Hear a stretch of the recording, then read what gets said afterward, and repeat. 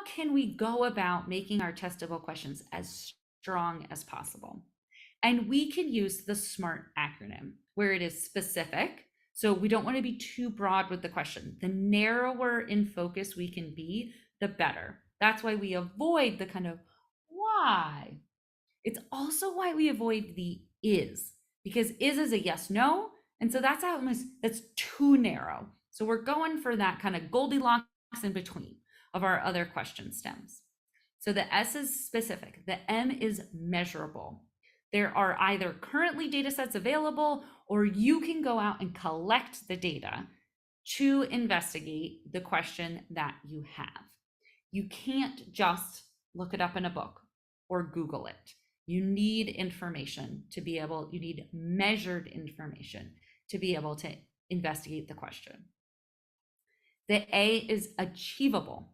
You can actually go about investigating, pursuing this line of inquiry with data for your question. So the data are available, or you can access them, or you can measure them yourselves. For example, we could ask a question about, which elements were initially part of the Big Bang in which proportions. Now, that is actually something that scientists have been studying and researching, and we could go out there and we could probably read about it, but we ourselves could not sort of tease that apart to enough of a degree that we could go find that information in a typical third grade classroom.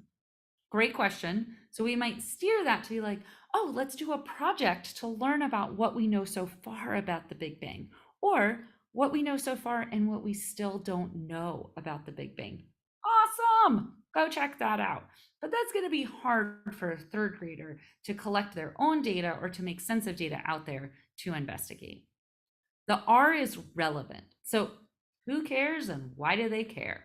So it should include which of the variables, attributes that you're looking at, and or what relationship or comparison you are trying to do.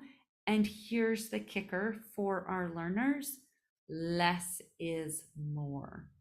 So asking testable questions that are just about one variable or two variables, if you have to, as you get into upper elementary and middle school, but not in lower elementary school. Let's help our students from the start. Think about, okay, what is it I'm actually looking at? So rather than weather, I'm going to look at the maximum temperature. So that's an example of, and maximum temperature is important to me because it determines what clothes I have to wear when I go outside and how hot I'm going to be. Okay, so it's relevant, it's specific, it's measurable. And then finally, the T is temporally or spatially, I know it doesn't start with a T, oriented. And so what time frame are you interested in doing a comparison? What space are you interested in doing a comparison, if that's relevant? And here's the deal. Most of our questions that we ask or that we're interested in or that our learners are interested in have to do with time and space.